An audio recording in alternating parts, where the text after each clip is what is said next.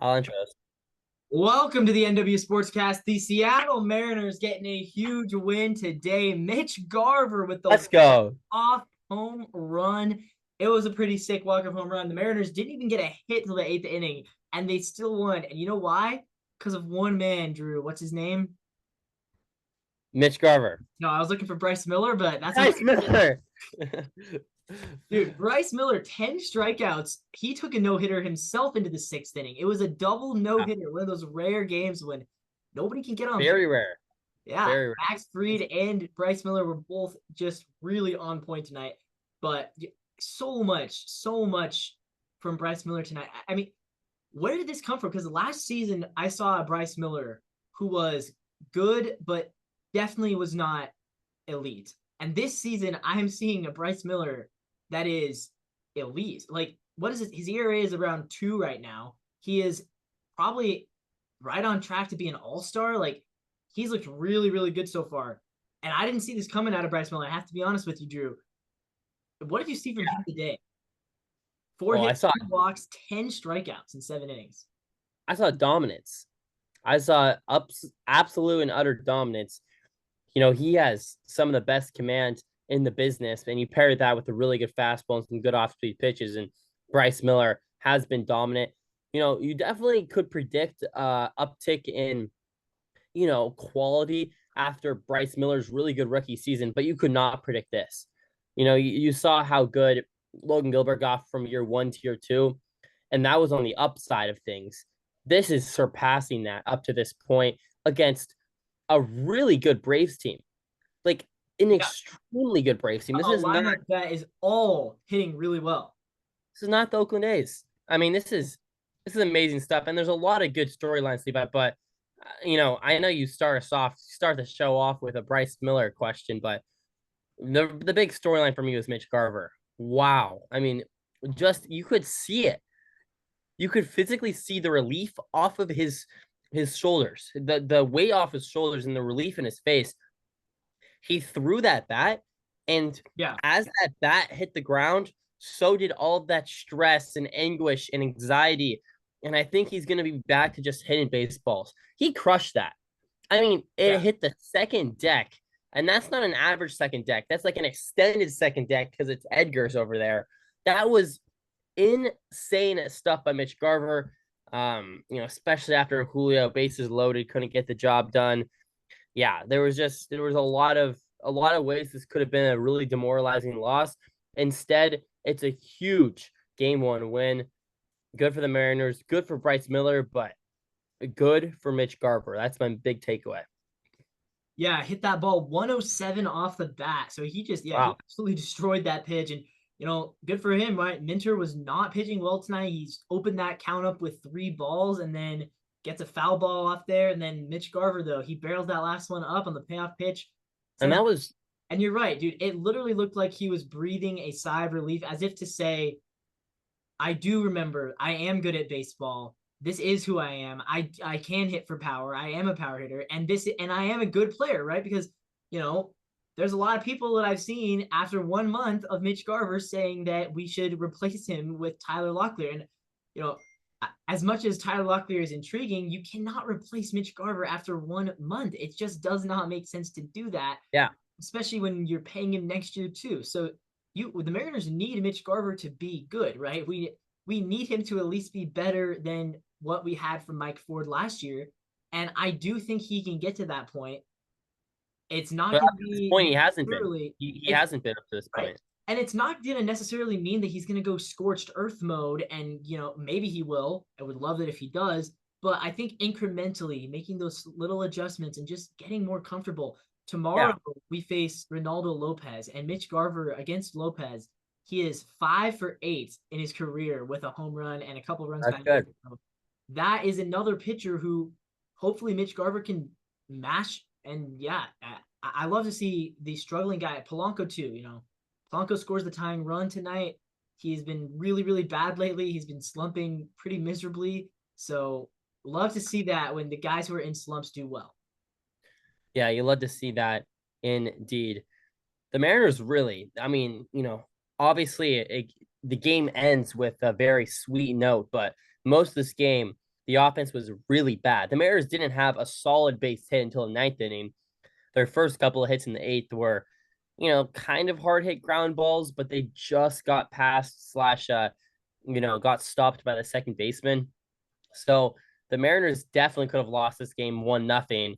And, if Bryce Miller doesn't have an elite start, the Mariners probably lose this game 3-2, 4-2, etc. Really, really bad stuff from the offense for the majority of the game.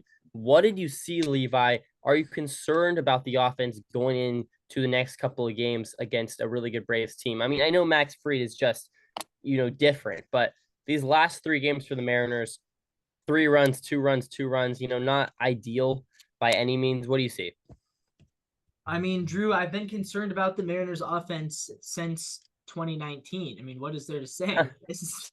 This has not been an offense that has been good for a long time, right? Ever since the Cano Cruz years ended, the Mariners offense has been the weakness, right? If you want to Yeah. say. Yeah. And we're at a point where we have, I think when you combine our rotation and our bullpen, the Mariners probably have the best 13 pitchers out of any team in the league. And that is our strength. And we lean on that strength, and we have good depth for that strength. I don't think that the offense needs to be great. I would love it if the offense could give us more than 2 runs. But I was in a Twitter argument last night with a guy who was he told me that he wishes fans didn't always get so annoyed when we lose close games. And I said, well, I think it's because, we last year, obviously, we missed the playoffs by a game. And he says, Point. well, and so I said, well, you could look at these close losses and say, well, those are the games that you have to win. And he said, well, you could throw that back the same way. These close games tonight that maybe we didn't really deserve to win because of how bad the offense was. But these wins are the types of wins that are going to be the difference when we are in the postseason. We're not going to look at the postseason and say, wow, the Mariners offense carried them this year. Like that was never going to be the story, right? I mean, we were having concerns in the preseason, right? We both said we wish we would have signed a free agent, right?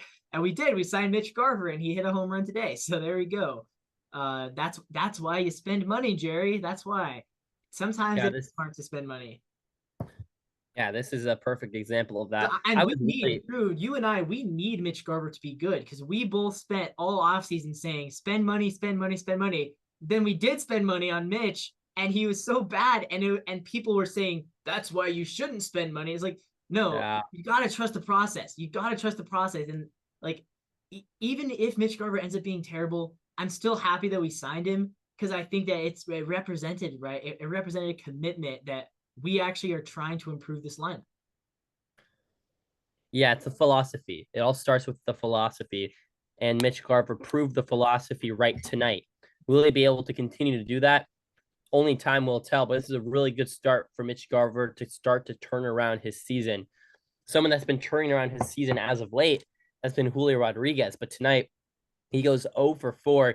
And before Mitch Garver, walked it off with a 2-run home run, I really thought we were going to be talking about how Julio Rodriguez left the bases loaded with 1 out and, flew out to Jared Kelenic out of all people in left field. And you saw Kelenic catch that ball and, slyly smile as he turned away and threw back the ball. Definitely someone, I'm not a super big fan of right now is Jared Kelenic, but hey, he also did get traded. He wasn't technically asking for this or anything, so I'm not trying to hate on the kid, but yeah, that definitely did piss me off. But it also just made me it gave me some PTSD from last year. It really did. It was bases loaded, 1 out. You got the top of the lineup up, Julio and Mitch, and they couldn't get it done.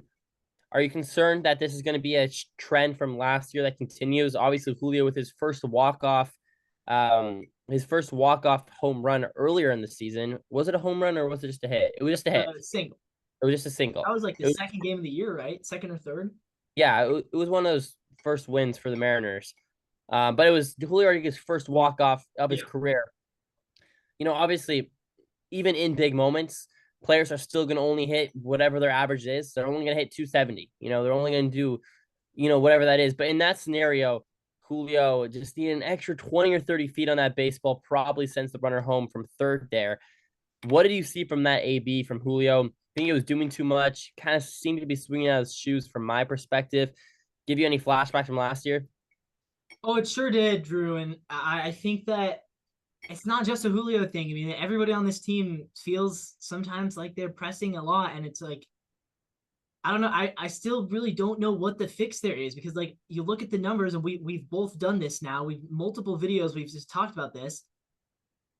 Our guys, they can't hit breaking balls. And I don't really know if that's something that's going to get fixed in the middle of the season. That seems like, more of a long-term thing. It's They not should like have done a few just months ago. Yeah. right. You don't just magically wake up one day and be, oh, now I can hit break, right? So But uh there is a philosophy that can be changed. And yeah, and Julio, I mean, he's always been a very aggressive hitter. He likes to swing at the first pitch. He likes to jump and sometimes it works for him, sometimes it doesn't. Yeah, I don't know. It's too bad he didn't get a little more air behind that fly out because I would have been really interested to test Jared Kelenich's arm there because Leo Rivas yeah, has speed, wow, right? Rivas was pinch running, and he has for speed time. at base. I thought that I was hoping that we were going to see a sac fly and see Kelenich's arm get tested, but unfortunately, just not enough air Yeah. on that one. But The imaginary scenario of Jared Kelenic throwing out Rivas at home, right. that gives me nightmares. So thank goodness that Oh no, I that could already see came to the fruition. Twitter narratives being drawn up if that had happened. Yeah, yeah. You see his His interview before the game, Kelenic did. No, I didn't. He did a Tell little tell little tell our presser audience and tell me. with the with Seattle media guys, the people who he spent so much time with last year, and he talked about how it was he didn't give a whole lot of answers to be honest, but very, very generic. But he felt like he's in a better place now. He talked about how he thinks that he needed to get out of the pressure and he likes hitting ninth. He says he says he's basically not trying to hit for power anymore. He just says his goal is get on base because he knows with Acuna and Olsen and Riley, he doesn't need to be the home run guy. He just wants to be on base for them, which is an interesting philosophy change for him. But I am rooting for him. I hope that it works out for him. I always felt bad what happened here, but I also feel like he definitely had some anger issues last year. Yeah. I hope that he's working through those because I mean anger issues, it's a human aspect of the game. For a 23-year-old in the major leagues, not many 23-year-olds have that kind of pressure. So I understand having that those types of that like he's an emotional guy and I understand that. I'm not faulting him for it, but I do understand the Mariners fans who don't want him to succeed at the same time because it was I don't know. Yeah, no, What's your stance on I'm that? right with you, Levi. Are I'm you right with you. yeah? What? What's your are you rooting for him or are you more just Yeah. like not really caring? No, I'm a big Jared guy. I worked at the Rainiers, obviously, um, for those couple years that Jared Kelenic was kind of bouncing around. I saw his we saw his last game as a Rainier. And we also, I've said hi to Jared. I've had conversations with Kelenic. He's signed stuff for me multiple times. Super nice guy. I remember right before the big the big trade deadline of a couple years ago where Jared Kelenic was really struggling and there was a lot of rumors of if Jared will be traded or not. I literally like was walking. He was talking to like presumably what I thought was his agent. He was bringing up the trade deadline. I was like, oh, something's about to go down. I still remember that. That was like crazy. I felt like an MLB insider because it's just me like late at night trying to close up shop, and he's like on this phone. He's like talking. And anyways, yeah. So anyways, I have some history with Jared, and I've wanted nothing but for him to succeed. I remember, last year when he was raking in April, I literally tuned in every single time Jared Kelenic was at bat just because of how fun he was to watch at that point. And it sucks he couldn't work out here, but he's been doing good with Atlanta, and I wish him nothing but the best. His replacement, though, one of his replacements, Luke Raley, came in, got himself a hit, and so did Jorge Polanco, and that ended up being the tying run. Mitch Garver's was the winning run on the home run. Jorge Polanco, a huge hit. I think that's one of the last things we have to talk about here, but good to see Polanco, only goes 1 for 4, but had a solid piece of contact and it ended up being the difference maker. Yeah, Polanco's the other one. Got to get him going. And it's like, it's only Those are April. the two guys, Garver and Polanco. Yeah. You could throw in Rayleigh, but he was a lot less costly. It I was don't just even a really care Caballero trade. really at this point. I think for me, I'm really trying my best to hold off judgments on Garver and Polanco until July. And if July rolls around and they're still struggling, that's when you got to make changes. But until July, until that 80, 90 game mark, you got to let things play out because they have been good for too long for me to think that they're going to be this bad. And we saw today the results from both of them. It kind of made me laugh because I said I was talking to my dad during the last inning. We were on the phone and I said, well, I mean, the Mariners' 2 worst hitters are coming up, so we're probably going to score and walk it off here. And of course, that's exactly what we did. There you go. And it's like, that just doesn't it just make sense, right? Both of them have been in huge slumps. Both of them have been like, what, 0 for their last 20, it feels like.